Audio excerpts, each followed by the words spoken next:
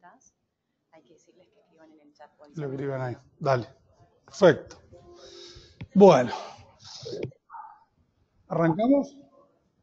¿Ya estamos ahí, Gaby? ¿Sí? Bueno, ¿cómo andan? Buenos días a todos. Tenemos una audiencia por internet.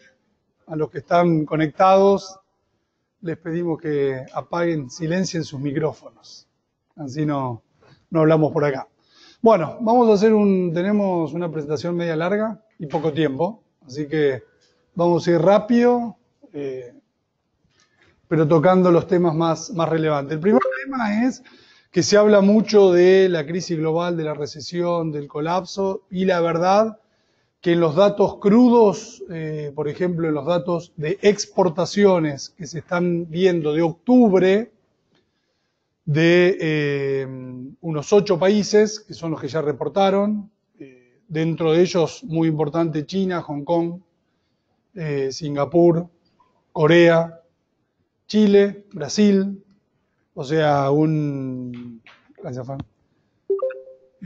pequeño compendio de países, y muestran, bueno, acá no me va a dejar señalarlo, pero una aceleración que es esa, ¿no?, patita final de la línea verde, lo cual marca una aceleración del comercio mundial durante el mes de octubre. Si estuviera en un momento recesivo o más complejo, eso debería ir para abajo, que es un poco, estaba desacelerando y uno ve una nueva reaceleración. Un dato no marca tendencia, veremos si después se confirma durante los meses siguientes, pero hoy no hay datos concretos para decir, bueno, ya estamos en las vísperas de una recesión y por ende el mercado accionario tiene que colapsar. Lo que sí hay es, desde nuestra óptica, una implosión de la línea blanca, que es fundamentalmente, estas son las FANGs, Facebook, Amazon, Google, Netflix, las acciones que estaban de moda, que uno encuentra ahí un quiebre, que fue la corrección de principios de año, en donde los emergentes fueron para abajo y la plata se dirigió hacia Estados Unidos. Era por las reformas impositivas de Trump, por las perspectivas de crecimiento, era el mercado más interesante. La plata salió por la potencial guerra comercial de emergentes y se acumuló en Estados Unidos. Esa mini burbuja se pinchó. Lo que vemos hoy es un pinchazo de esa burbuja, y si no hay, como nosotros vemos hoy por hoy, riesgo de recesión, y el gran if está supeditado a la cumbre entre Trump y Xi Jinping, que yo no espero un alto al fuego en la relación entre Estados Unidos y China, podemos estar 3 horas hablando, tiende a seguir siendo conflictiva. No espero un acuerdo comercial, lo que sí espero es un alto al fuego. Entonces son momentos, ventanas en los cuales Estados Unidos y China van a tratar de llegar.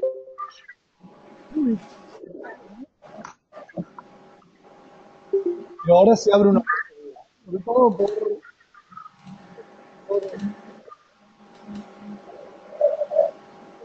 las palabras de Trump lo muestran en una actitud más conciliadora. Hay del G20 en Argentina algún tipo de acercamiento de este tipo que podría abrir la ventana de una evaluación en donde, que tal vez ya empezó, la salida de plata de las acciones norteamericanas que estaban caras y la entrada de plata a más competitivas. De hecho, cierre los micrófonos, que no se escucha, por favor. Mostrando una que se empieza a acomodar, la blanca con una roja, que son los emergentes, que ha estado bancando en los últimos celos. Entonces, hay una primera pregunta que para nosotros tiene alcance, no es un riesgo, obviamente, pero una chance de ocurrencia, que es una realocación de personas. Saliendo, sobre todo los activos de moda, las acciones tecnológicas norteamericanas, que dentro de estas vemos que algunas ya empiezan a tener o estar en alguna zona atractiva. Por ejemplo, acá ponemos dos casos, Google arriba y Amazon abajo. Tomando un ratio más estable del valor de compañía contra las ventas, vemos cómo Google está realmente en un nivel de evaluación en línea con la historia, por debajo del promedio histórico, es una compañía que sigue en la vanguardia de los adelantos tecnológicos. En cambio, Amazon, que también es otra compañía muy interesante, bueno, se llegó a pagar una ridiculez y está ajustando de niveles muy altos. A mí todavía le queda algún recorrido por hacer. Entonces, acá terminó el ajuste norteamericano, daría la sensación de que no, de que hay papeles de que por ahí ya están en niveles más atractivos, pero otros no. Entonces, si uno ya quiere intentar con una visión no cortoplacista, porque me parece que el flujo yo lo apostaría más hoy emergentes, pero con una visión más largoplacista, es decir, yo estaba fuera de los papeles tecnológicos, esta es una oportunidad mirando los últimos 10 años. Por ahí hoy un Google de estas FANGs Plus, es por ahí el más atractivo. ¿Por qué corrige la bolsa norteamericana? En gran parte corrige por lo que nosotros vemos que es la confluencia entre los ratios de evaluación y las tasas de interés. Teníamos ratios de evaluación, que es la línea azul, muy altos a principio de año, y tasas de interés que se van acomodando. Entonces, los ratios se están yendo fuerte para abajo desde comienzo de año, a pesar de que la bolsa hizo doble techo, los ratios no, y las tasas de interés se están yendo para arriba. Nosotros creemos que se van a juntar en algún punto en el medio, que en definitiva es ese rango marcado en gris, que es entre 14 y 16 veces de price earning para el S&P, que sería un nivel razonable para una economía que crece, sin inflación, como es ahora, y es muy probable que la inflación no aparezca con la baja del petróleo, pero con tasas de interés crecientes. Entonces, vuelvo uno. La roja que va para arriba, que es la tasa de interés real, te pega a los ratios de evaluación que van para abajo. Entonces, por eso los ratios han caído tanto en lo que van del año. Ya estamos en el rango, no estamos en el piso del rango, pero ya estamos en el rango. Y eso ya es una primera buena noticia de que lo que puede quedar es más bien volatilidad, no tanto un ajuste genuino. Gran parte del ajuste genuino se viene dando, y no desde la caída reciente, se viene dando desde enero, con una bolsa que lateralizó y ganancias que fueron. Sigamos, bueno, ese es el S&P, ¿no? Vemos que a pesar de que hizo un nuevo máximo en septiembre, cuando vemos el ratio de evaluación no hubo un nuevo máximo. Eso es porque las ganancias vienen creciendo más rápido que los precios. En ese contexto es donde vemos un S&P que, en el mejor de los casos, a lo que apuntamos es que quede lateralizado, entre 2.500 y 2.800 puntos. Eso es entre 14 y 16 veces las ganancias estimadas. Seguimos monitoreando el riesgo de inflación. Como no hay hoy por hoy, desde nuestra óptica, un riesgo de inflación alto, ni hay un riesgo de recesión. Este último tema está muy supeditado a la opinión de Trump con Xi Jinping. La bolsa debería mantenerse en esos niveles. Lo que sí creemos es que estamos en un final de ciclo. Este es un ciclo muy largo, un mercado que viene subiendo desde el año 2009. Esta volatilidad acá arriba es típica de final de ciclo. Entonces, es muy probable que hacia el 2020 haya una recesión y los mercados se anticipen. Ahora, cuando uno mira los grandes mercados alcistas, como el mercado tecnológico del 99 o el mercado pre-crisis inmobiliaria del 2007, y ponemos la baja de enero como la primer baja que coincide con la primer baja del 99 y la primer baja del 2007, y la solapamos, ¿no? Todo va para arriba hasta que tiene una primer corrección. Bueno, esa línea que está marcada como punto cero. Es la corrección de enero de este año y condice con las correcciones en el 99 y en el 2007. En esos dos casos, por más que los mercados terminaron cayendo y muy fuerte, siguieron subiendo durante un periodo, que es lo que llamamos el periodo de transición. Si en el caso que se replicara el mismo escenario, el S&P podría estar lateralizando ahí arriba hasta abril-octubre del año que viene. Ninguna situación es igual y, por ejemplo, una de las cosas que cambia en este contexto es la baja por fundamentos, pero ya lo vamos a ver, inducida del petróleo. La baja del petróleo acaba de hacer retroceder 20 puntos básicos la tasa de interés en Estados Unidos. No cayó la tasa de interés real, porque hay un flight quality y una recesión y un susto bárbaro. La tasa de interés real bajó 7 puntos básicos. La expectativa de inflación bajó 20 puntos básicos. ¿Por qué bajó 20 puntos básicos la expectativa de inflación? Porque cayó el petróleo. Entonces, esta situación de un petróleo cayendo puede hacer que el ciclo norteamericano dure más. Porque si no aparece la inflación, es muy probable que la Fed vaya a tener que hacer algún tipo de pausa y de las 3 subas que se esperan para el año que viene haga 2 y siga dando algún tipo de oxígeno. Todo supeditado a que Trump y Xi Jinping no se matan bailando un tango acá en Argentina.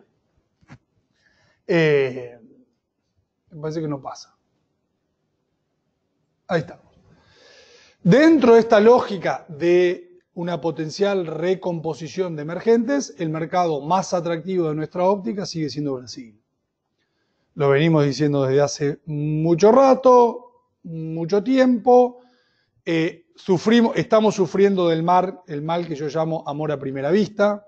Mientras nosotros estamos súper convencidos de hacia dónde va Brasil, los fondos y la plata mundial recién están viendo con cierto agrado el gabinete de Bolsonaro y tienen grandes dudas de si va a poder llevar adelante las reformas que se comprometió y demás. Nosotros, por ejemplo, en el informe del pasado hacíamos un análisis de la composición de Cámara de Senadores y Diputados. Yo diría que prácticamente no hay ninguna duda de que van a poder pasar las reformas. O sea, paga el riesgo de pagar para ver. Hay otros que dicen, primero quiero ver y después pago. Entonces, eso implica dos cosas. Una, ¿por qué está consolidando y no logra cortar para arriba? Porque hay todavía como un wait and see. Dos, si se cumplen nuestros pronósticos y Bolsonaro empieza a hacer delivery de sus promesas, hay mucha plata por entrar a Brasil. Tanta plata que me asusta. Porque puede terminar siendo un proceso demasiado caótico, rápido. La verdad que después le termina sacando menos provecho que cuando las cosas son lentas y graduales. Esto lo hemos visto muchas veces, saliendo de la peor recesión de la historia. La pelota les explotó a los populistas. Por eso decidieron votar un gobierno de derecha, un gobierno que prometió una cosa en campaña y viene a cumplirla. Digamos, acaba de anunciar que van a crear una secretaría de privatizaciones. No quieren ir con una reforma previsional laxa, quieren ir con la reforma previsional profunda. Tienen el asesor impositivo, es un PhD de Harvard, uno de los mayores especialistas tributarios del mundo, que quiere ir a una simplificación del esquema tributario brasileño. Es decir, no aparenta ser el gradualismo argentino sin control del Congreso. Si bien el PSL, el partido de Bolsonaro, no tiene control del Congreso, hoy la mayoría especial que necesitas de 3/5 de votos para aprobar reformas infraconstitucionales como la previsional, si vos sumás el PSL más los partidos aliados que se están integrando hoy al gabinete y los partidos históricos de centro de Brasil, que son los que están a favor de la reforma previsional, te sobran 50 diputados para aprobar la reforma previsional. Con lo cual es una situación donde muchos dicen no, va a ser gradualismo como Macri.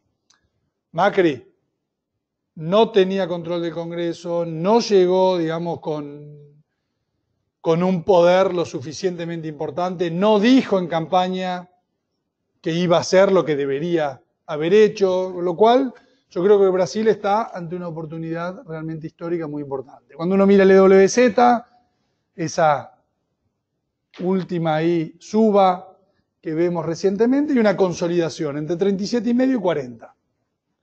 Estamos consolidando entre 37,5 y 40 a pesar de que el S&P cayó 10%. Es impensado que una cosa así pueda pasar. Eso te marca la fortaleza de fondo que tiene. Supeditado, obviamente, a que los mercados internacionales se calmen, no solo una caída de 10% del S&P, sino un colapso del petróleo, que le pegó a Petrobras. Marca el potencial de Brasil. Donde salga y corte ese nivel, obviamente el primer número es 48, pero yo creo que si Bolsonaro va haciendo y sigue cumpliendo como lo está haciendo ahora, podemos ver desde estos niveles subas del 50%, digamos, mínimo. La otra cosa que juega a favor en la realocación de activos es que se da al mismo tiempo un gobierno de centro-derecha en Brasil con un gobierno de izquierda en México. Entonces, lo que está pasando ahora es que los fondos, sin aumentar riesgo en la alocación, están moviéndose de México a Brasil.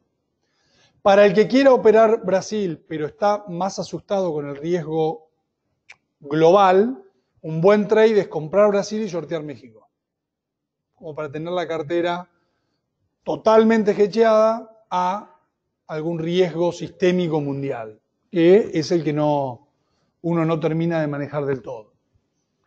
Bueno, arriba vemos el EWZ contra emergentes, había perdido mucho valor relativo, vemos cómo está recuperando.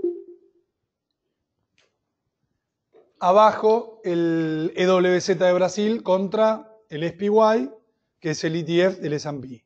De nuevo lo mismo, mucha pérdida de valor relativo, un piso y empieza a recuperar valor. Tiene mucho valor para recuperar Brasil después de la peor crisis y recesión de su historia. Por último vamos al tema del petróleo. Y yo lo he dicho en muchas charlas desde el 2014. El petróleo para mí no va a salir del rango 40-60. Si te equivocaste, se fue a 75. Sí, me equivoqué, se fue a 75. ¿Qué es lo que va a hacer? Va a volver a ese rango. Siempre va a volver a ese rango. ¿Por qué? Porque tenemos la producción norteamericana que es la blanca.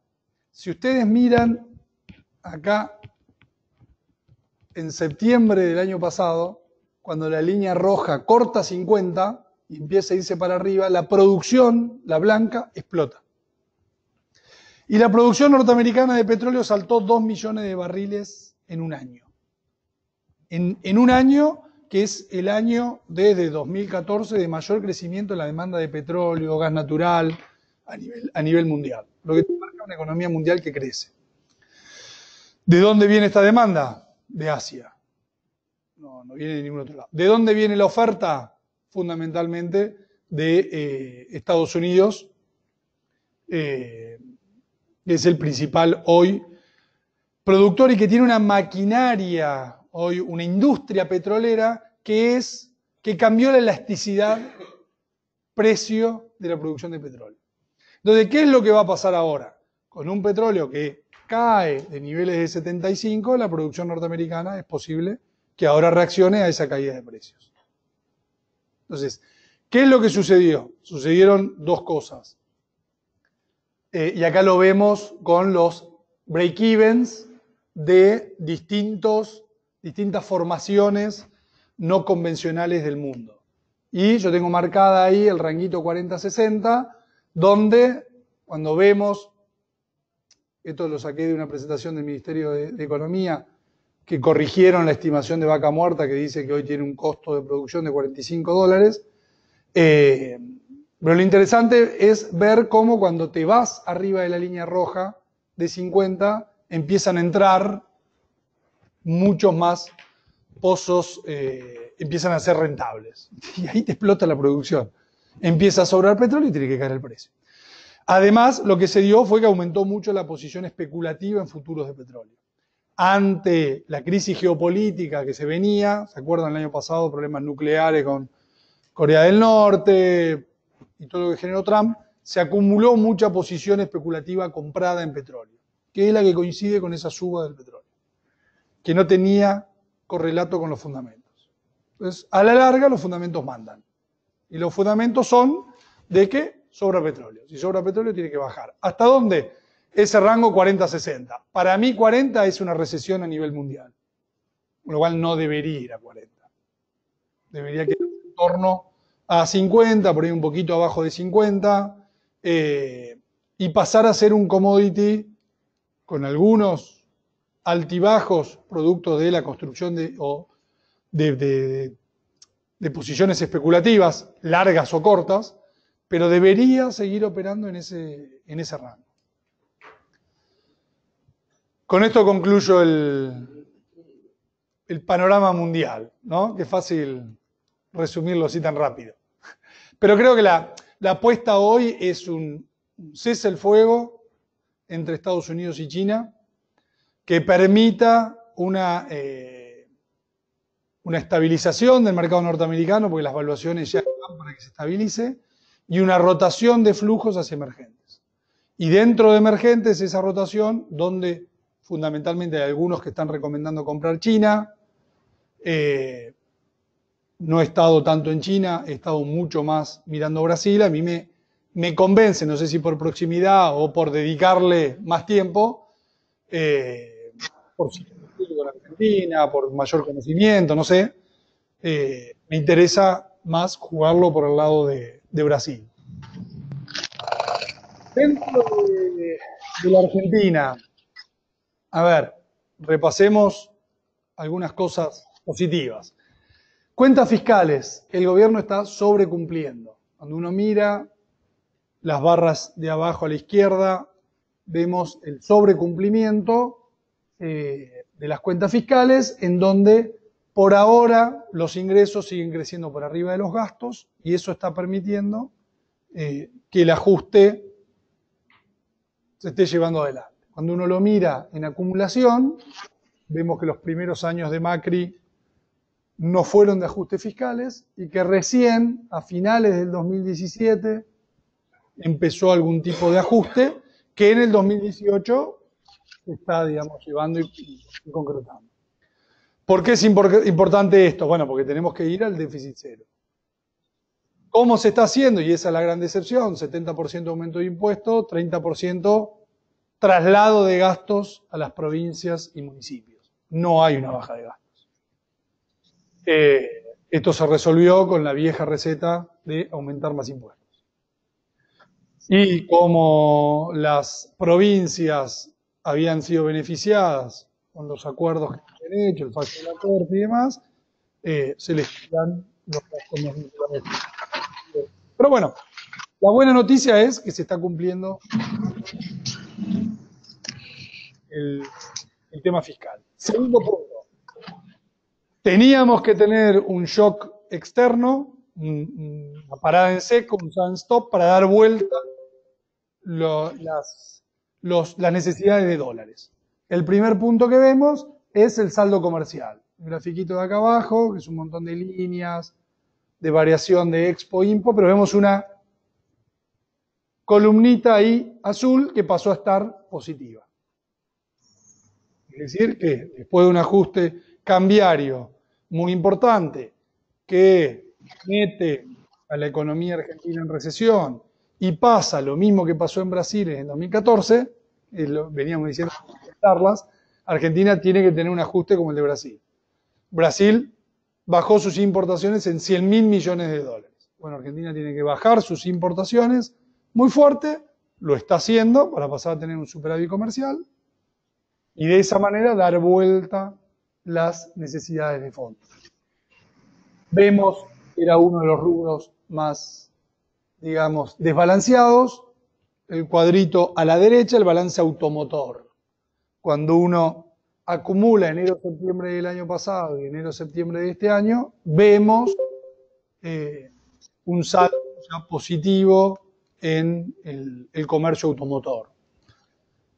A la izquierda está el balance energético que viene mejorando y que dado que gran parte de la mejora se dio en los últimos meses por Tecpetrol, que hoy acaba de anunciar que llegaron a los 15 millones de metros cúbicos de producción diaria, desde cero hace un año, el 10% de la producción argentina en menos de un año la sacaron, el balance energético está mejorando y es factible que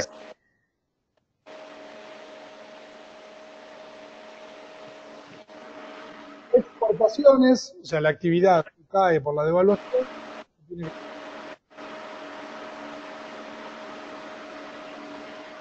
Las exportaciones están subiendo gracias a la devaluación, no, están subiendo gracias a que Brasil se recupera.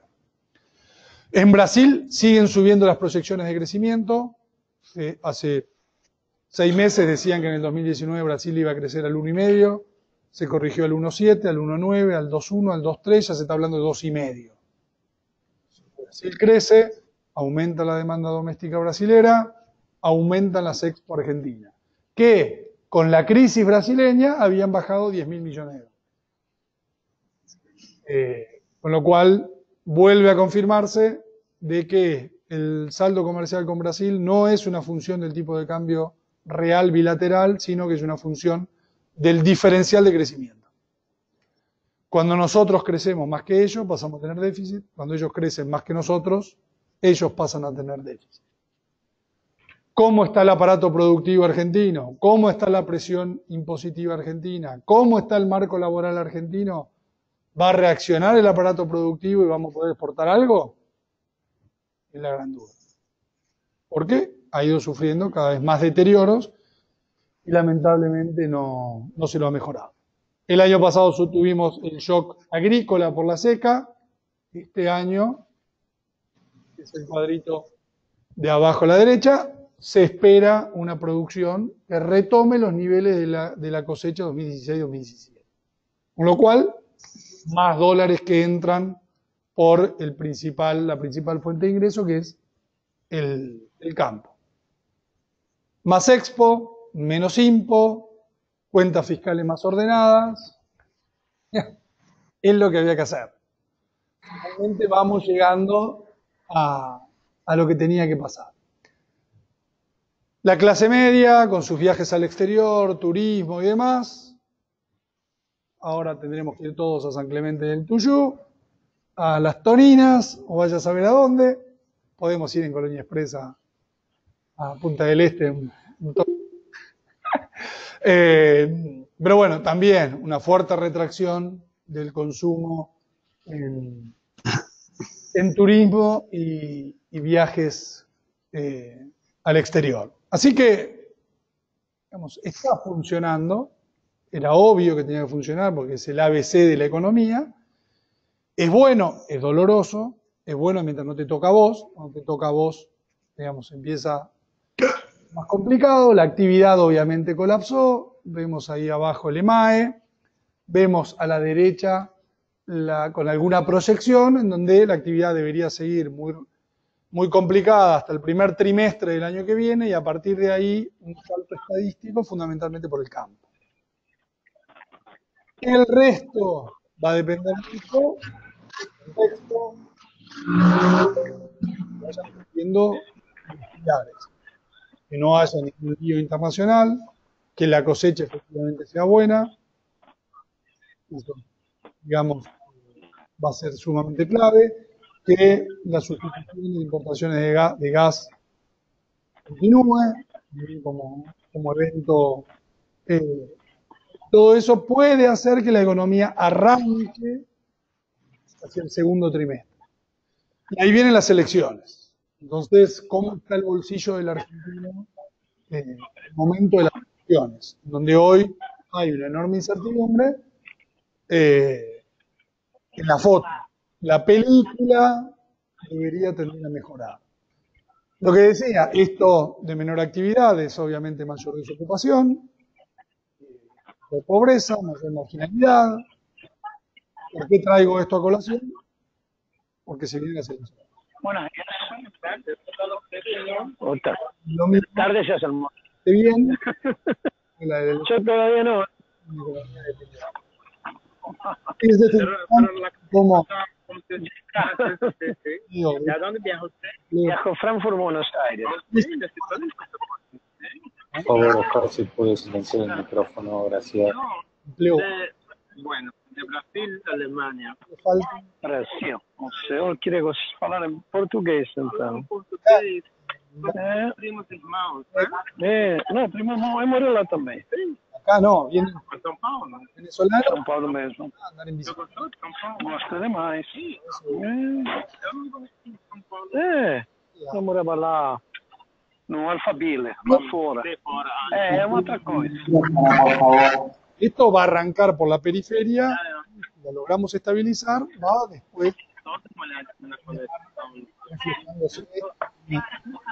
Aí outro voo mais cedo, 4 da tarde, dá para trocar ou não? Se não tem custo, né?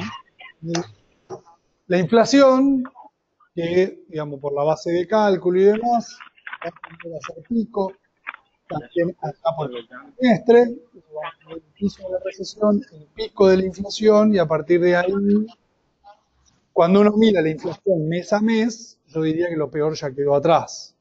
Y este es, acá es donde estamos jugando el futuro.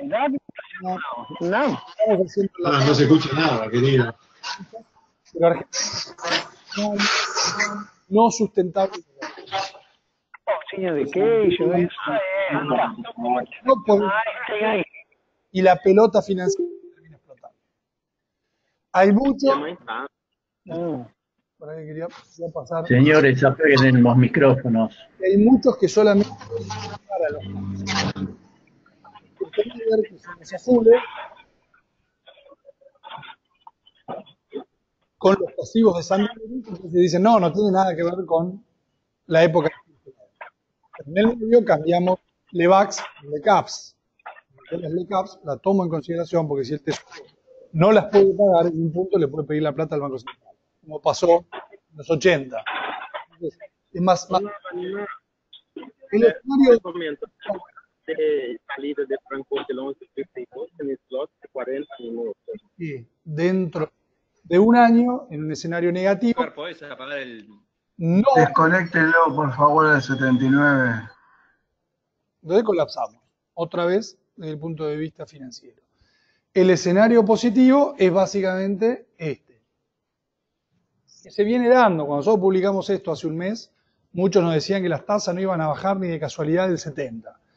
Y de hecho vamos a terminar con una tasa promedio en noviembre parecida a la que proyectábamos hace un mes. La lógica desde el punto de vista teórico de una economía en recesión, con un apretón fiscal, con un apretón monetario, es que la inflación tiene que bajar. Salvo que estemos ante un fenómeno psicológico de un colapso de la demanda de pesos, donde el argentino perdió la confianza, digamos, no parece ser el caso, la demanda de pesos se estabilizó, lo vemos con el tipo de cambio, digamos que no siguió espiralizándose, sino que fue a la base del canal. Entonces, si vamos ante esta trayectoria de tasas que durante noviembre se viene cumpliendo, se cumplen las previsiones de inflación del mes que viene, debería cumplirse esta previsión también de caída de tasas. Ayer lo vimos en el mercado, donde no hubo interés por la letra de pesos Macer, que terminó saliendo a un precio que descuenta una inflación de diciembre de menos del 1,5%. Con lo cual, los institucionales, yo creo que lo que pasó es, los institucionales locales no tenían mucho margen para ir a la licitación de ayer. Y a mí me suena que fue una licitación armada para algunos fondos de afuera, que ante el ruido internacional no participaron.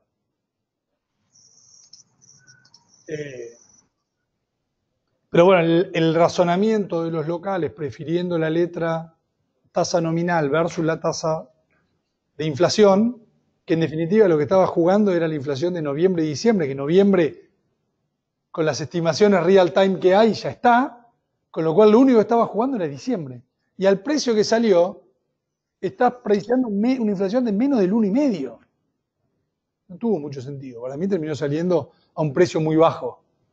Pero bueno, me parece que te marca de alguna manera cierta expectativa de los agentes locales. Con lo cual, lo que estamos viendo del plan, no sé si es un plan o de lo que pasó, es lo saludable, en el sentido de una recesión que pone un tipo de cambio que colapsa la demanda de dólares de turismo, tarjetas, que colapsa las importaciones, que al mismo tiempo Brasil empieza a salir de su crisis de 4 años, entonces el sector externo, el exportador industrial, debería traccionar. Parece que va a llover, el campo debería traccionar. Eso te pone un piso que con una política fiscal, monetaria y en recesión tan restrictiva, la inflación debería bajar. Entonces debería darse este comportamiento de tasas. Si se da este comportamiento de tasas, entonces estaríamos en el escenario objetivo. Para mí depende mucho más. O sea, Argentina hizo lo que más o menos tenía que hacer, que no nos dimos cuenta nosotros, vino, digamos, la receta impuesta desde el fondo. Esto se hizo en la crisis mexicana y se hizo en la crisis asiática, en donde un programa monetario como este terminó provocando una caída del PBI, por ejemplo, en Tailandia o en otros países del 20%. Entonces Argentina no puede realmente darse el lujo de una caída del PBI de 20%. Entonces, el FMI adecuó el paquete a necesidades políticas también argentinas y sociales, y bueno, lo va a ir llevando. Lo que uno ve en los otros casos es que recién este régimen muy restrictivo desde el punto de vista monetario cambia a un régimen de target de inflación cuando la inflación está en un dígito. Con lo cual, deberíamos seguir por este camino de dureza monetaria que va a depender fundamentalmente de las condiciones externas y fundamentalmente de Brasil. Y en Brasil el real se mantiene en 3.70, baja, yo creo en algún momento a 3.50. Digamos, acá podemos, y el mundo nos da tiempo para cruzar el desierto. Sí, se replica la crisis de la caída de bursátiles. El comportamiento es igual al del 99 y 2007, el colapso de las bolsas y del mundo se da entre abril y octubre del año que viene. Estamos en el horno. Yo creo, por la baja del petróleo y la quita de presiones inflacionarias que ya las empezaba a ver cada vez más fuertes, podemos llegar a tener un poquito más de tiempo en el ciclo. Llegamos a esta gran duda de por qué los activos argentinos siguen sin gustarnos, por qué es estar parado en un activo con mucho riesgo sin delivery. O sea, ¿por qué los activos argentinos podrían subir? Sí, porque está pasando todo lo bueno que acabo de relatar. Yo te diría que están metidos en los precios. Digamos, si no estaríamos peor. Ahora, cuando uno mira la confianza del consumidor que sale hoy, la confianza en el gobierno, todos los indicadores que mide la Universidad de Itela, va para atrás y mira lo que va sacando el oficialismo en las elecciones, no hay que hacer ninguna encuesta para saber que hoy el oficialismo está muy mal. Está tan mal que algunas encuestas la dan ganadora a Cristina en segunda vuelta, digamos, todo lo que sabemos, en un cálculo muy simple de hablar con algunos intendentes del conurbano y replicarlo. Si el conurbano es el 25% del padrón, el norte del país es el 15%, es el 40% del padrón. En esos distritos Cristina tiene más del 50%. Si en el 40% del padrón saca el 50%, tiene 20 puntos. Quiere decir que en el 60% del padrón restante, en provincias como Córdoba, Ciudad de Buenos Aires, en su mal momento sacaba 20, debería sacar más. Hagamos un promedio, saca 30. 30 en el 60 te da 18. 40 en el 50 te da 20. 20 más 18 te da 38. Cristina tiene 38 puntos. Haciendo un cálculo al voleo. Con el riesgo de que sí, como se están peleando ahora la coalición de gobierno, Macri está por abajo del 30, Cristina está por arriba del 40, gana en primera vuelta. Entonces Cristina no va a decir si se baja o no se baja hasta el final, y lo que está midiendo es esto. Hoy, objetivamente, y para mí es una locura, unos están midiendo de que el kirchnerismo puede ganar en primera vuelta. De nuevo, yo creo que es la foto. La foto hoy es plena recesión, con el pico de inflación, con el pico de destrucción de empleo. La película, como fue en la elección del 2017, que vos lográs mejorar la situación en los últimos 3, 5 meses, como pasó, y lo vemos ahí en el 2017, y tenés un acompañamiento mayor. Así que veremos. Pero este interrogante hace que, ¿cuál es el riesgo? Bueno, ponele que los activos argentinos ya hay muchos que están carísimos. Digamos. Banco francés, Galicia, estamos a 2,8 veces de valor libro. Son más caros que los bancos de Brasil. Cosas sin sentido. ¿Cuánto puede subir? ¿Cuánto de ratio puede subir? Probabilidad que ocurra eso. Versus cuánto puede bajar. O sea, se va a 0,5 veces de valor libro, si gana Cristina o si hay un riesgo de que vuelva Cristina. Con lo cual, seguimos con la tesis de activos argentinos lateralizados, que viene funcionando en bonos. Vemos a la derecha de la película más larga cómo el spread del DISI viene lateralizando en la categoría triple C. O sea, ni siquiera lateralizamos en nuestra categoría, que es B, según las calificadoras. ¿Por qué? Porque nuestros números hoy son más de triple C. No está bien que estemos en triple C. Y estamos lateralizando en triple C. Cuando nos vamos al techo del rango de triple C, aparecen los compradores. Argentina rindiendo 12%. Ahora, cuando Argentina ya empieza a irse a un dígito, aparecen los vendedores. Entonces, ¿por qué podría ralliar Argentina? Sí, el año que viene ante un panorama político mucho más concreto. Mientras tanto, vamos a seguir acá. No vamos a salir de acá. Debería materializarse mucho el riesgo de Cristina para que nos vayamos a rinde más altos. Me parece que hoy no debería pasar. Y me parece que también debería ser muy claro que Macri es reelecto para que vayamos de nuevo a rendir 8%. Entonces, estamos en esa lateralización. Los bancos, lo mismo, cada cual en su nivel de ratio. Hay algunos como Francés que para nosotros ya pasan a estar caros. Una lateralización en determinados niveles, que el rango hoy de Galicia parece ser 20 a 30 dólares. Técnicamente viene operando bien, viene haciendo mínimos crecientes, hasta daría la sensación de que va a romper los 27, 28 para irse a 30, debería ayudarnos al mundo, pero para mí esos son techos de rango, y ya me parece cara 27, 28. Técnicamente uno dice que está con ganas de ir a 30. Ahora tenemos que saber que está cara. No es que los papeles argentinos, porque llegó a valer 70, ya lo puse que se reían en una charla que les puse una mancha negra arriba de la cotización histórica de Galicia. Olvídense de todo eso que pasó. Hagamos de cuenta que no existió. Entonces vamos a un nuevo rango. Y ese rango calculo que vamos a estar ahí hasta que de nuevo los riesgos políticos estén más claros y la Argentina pueda definirse para algún lado.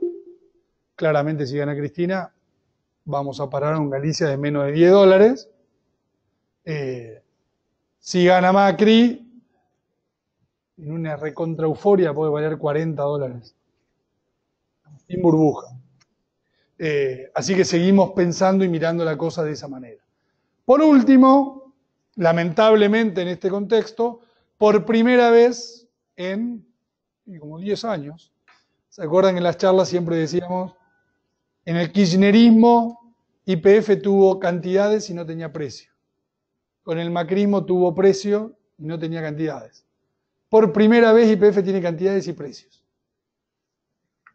Empezó a producir, hay un quiebre en la producción, lo de gas ya lo sabíamos, lo de petróleo hay que ver si no es una consecuencia del petróleo a $75 el barril. O sea, así como va a impactar la caída del precio del petróleo al no convencional norteamericano, para mí va a impactar al no convencional argentino también.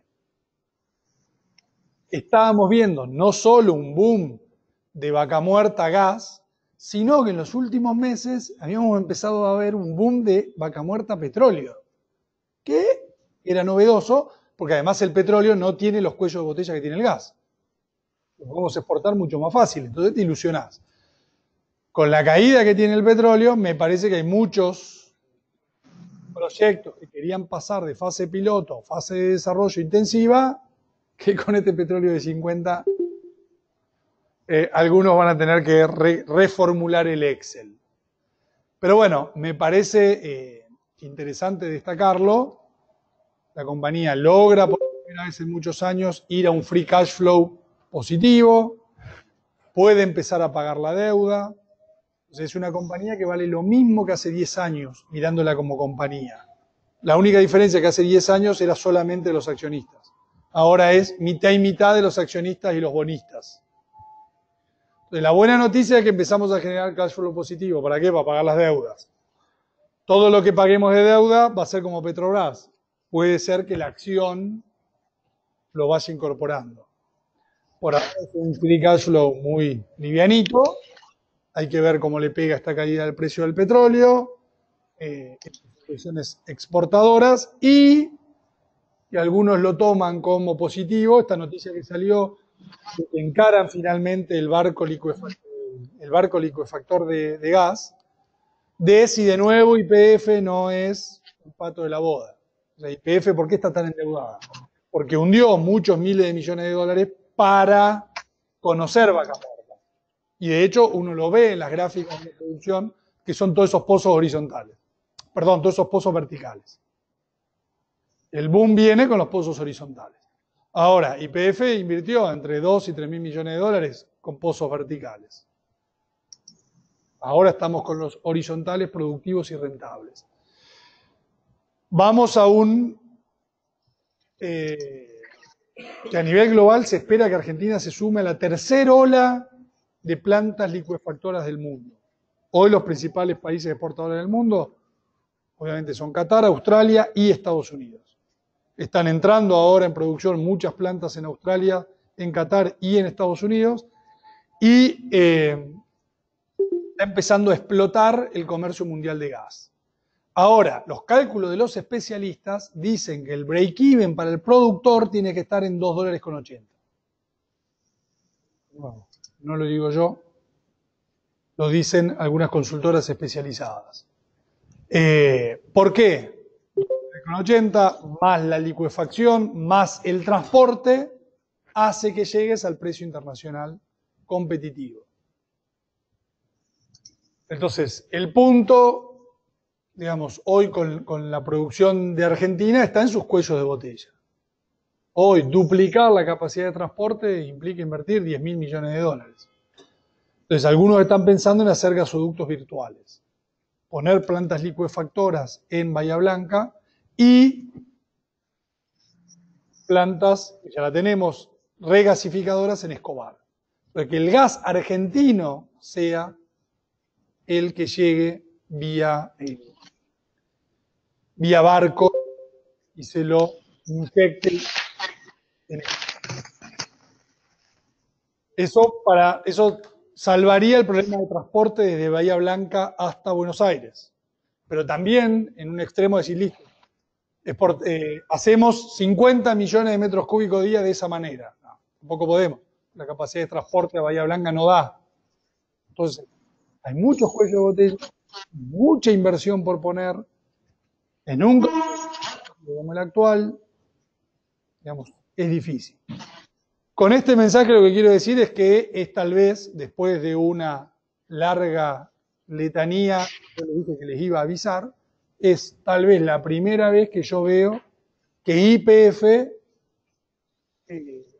está fuertemente en el radar de inversión. Vos me decís, ¿ya invertiste en YPF? No. Pero por primera vez, flujo positivo, da vuelta a los niveles de producción. Es muy bueno lo que pasó como compañía productora de que el gobierno, precios liberados, seguían a los internacionales, hubo la fuerte Macri que colapsaron los precios internacionales, y de hecho hoy los precios locales quedaron un 8-10% arriba de los internacionales. Entonces, si las cosas en Argentina se enderezan, puede haber mucho, tanto por el lado de YPF como por el de TGS. En otras compañías uno todavía no ve, por ejemplo, cuando uno ve la producción de Pampa, no ve. Cuando ve la producción de, no cotiza, Tecpetrol, obviamente, Pan American Energy, empezás a ver también un punto de inflexión. Compañía General de Combustibles, empezás a ver un pequeño punto. La que explotó fue Tecpetrol, lamentablemente. Pero hay cambios, unos puntos de inflexión interesantes que abren alguna perspectiva de mediano plazo. Mirarla en el radar. Hoy Argentina me parece que es mucho más de trading en esos rangos que de un compro y mantengo. Con esto termino. No sé cómo anduve con el tiempo. En esta nueva modalidad virtual. Perfecto. Exacto. Están online. Si quieren hacer alguna pregunta, tienen ahí el chat para mandar preguntas escritas. Y los que estamos acá. No está habilitado el chat.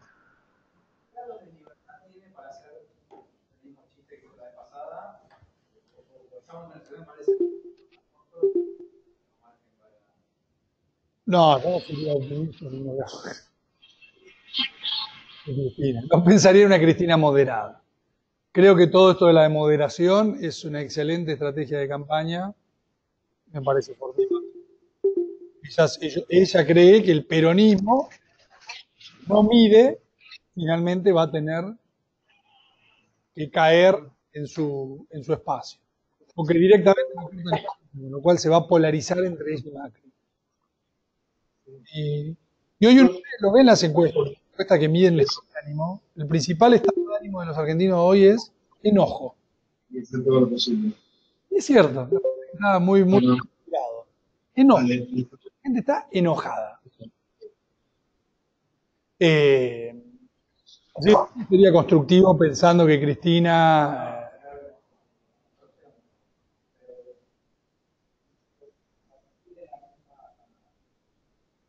yo creo que lo primero que yo haría con esa visión más populista y del mundo es que teniendo un 20% del presupuesto afectado al pago de los servicios de la deuda, el primer anuncio que haces es ese: yo no le voy a seguir pagando a los inversores internacionales los bonos, sacrificando con el hambre del pueblo. Fíjate. Y el primero que creo que va a default, vamos medio como con lo que hizo Correa, no sé si vamos a defaultear todos los bonos, Pero el centenario, ese es tapa de los diarios. Ese le dedicamos una conferencia de prensa exclusiva. Y después nos vamos acordando del resto. Pero no, yo no pensaría en un escenario de moderación. Además de que técnicamente Argentina tiene una posición horrible, porque está todo el mundo adentro todavía. O sea, que la fuga, todo lo que Brasil tiene la posición técnica a favor, de que todavía no creen, el riesgo fiscal, que en realidad es el mismo problema cuasi fiscal que tiene Argentina, la única diferencia es que ellos lo presentan como fiscal. Con la diferencia de que tienen 400.000 millones de dólares de reserva, tienen compañías para privatizar. Entonces, es la que dijo Guedes. ¿Para qué vamos a estar pagando esta tasa de interés doméstica por estos pasivos domésticos cuando tenemos 400.000 millones de dólares que no rinden nada? ¿Por qué no usamos 100.000 palos de reserva para cancelar? Y el mercado lo tomó mal y a mí me parece que es una idea fantástica. Así como privatizar para, no sé, privatizarás y cobrarás, como hizo Menem, como si fuese acá que privatizás y te pagan con LECAPS, LEVAX, LELIX, ¿no? Para retirarlas del mercado. No tiene más margen. ¿El dólar a cuánto se va? Yo creo que si pasa eso, Argentina se va a una pseudo hiper y un colapso mayúsculo. Se dice que pocas cosas más peligrosas que un populista sindical. Buena frase.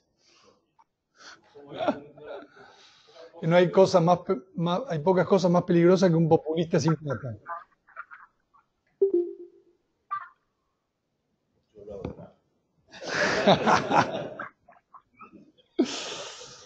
Default. Acá Pablo pregunta, default.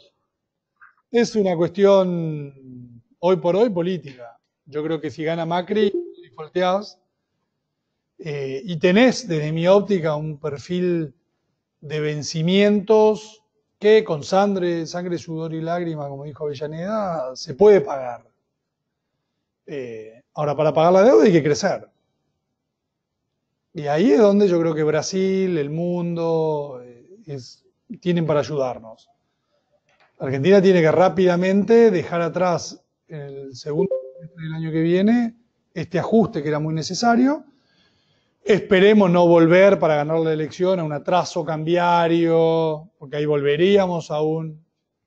Y la Argentina financieramente no tolera más ajustes. O sea, ya estamos al borde. Al borde. Hay que mirar la deuda neta, no la deuda bruta. Hay mucha de la deuda que está en manos del sector público. Hay mucha deuda que está en manos de inversores institucionales domésticos. Hoy los supuestos para el 2019 del FMI contemplan que uno paga toda esa deuda en pesos que, por ejemplo, hoy tienen compañías de seguro, que esas compañías de seguros están predispuestas a rolearlo. Con lo cual eso puede hacer que en el 2020 te sobren, si uno es optimista, te sobren 7.000 millones de dólares más de lo que hoy se está priceando. Con lo cual en vez de necesitar 15.000 millones, ya necesita 7.000. ¿Alguien va a defaultear por 7.000 millones de dólares? Es poca plata en términos de relativos del producto. Ahora, lo que no puede seguir pagando la Argentina financieramente son tasas tan altas que así como le pasa a una compañía, le pasa al mismo gobierno. Te lleva al default la tasa de interés. Y ese camino que vos en primera Filmina mostrabas del derrotero de la tasa, ¿qué tendría que pasar para poder? Porque estamos en esta cuestión, ¿no?, que arbitra enseguida cualquier tipo de cambio, cada escalón que baja. ¿Cómo lo ves eso evolucionando? Mira, yo veo la primera crítica que yo hago es saludable en el sentido de que aceleraron la baja de tasa cuando el tipo de cambio parecía que cortaba. Porque la otra alternativa es comprar dólares y emitir pesos, y a mí eso me pone los pelos de punta. Porque después los dólares no te los venden y todos esos pesos van a buscar, pensemos, ¿no?, el manejo de riesgos. O sea, la gente no quiere pesos y vos decís, no, como tocó la banda inferior, yo compro dólares, acumulo los dólares que después los voy a vender en la banda superior. es un viaje de 30% de la banda superior. Ya tenés de nuevo una corrida fenomenal, una caída de la demanda estructural del peso. Es muy peligroso. Entonces, me gusta ver esa reacción de, están tratando de evitar comprar pesos. Entonces, y la clave de nuestra proyección está basada en proyección de inflación. Es caída de inflación. Que veamos 2%, ya el año que viene empecemos a ver 1,5%. Desde el punto de vista de los manuales, la inflación debería bajar. Es una locura que con el apretón monetario, fiscal y recesivo tengamos los niveles de inflación que todavía tenemos. Por eso, evidentemente hay algo más que escapa a... No tenemos moneda. El problema, ¿cuál es? Que ese es algo más, no hay moneda. Entonces todos los agentes se manejan en dólares. Terminamos acá el webinar. Dale. Terminamos el webinar, los despedimos a los que están en su casa calentitos. Un abrazo a todos.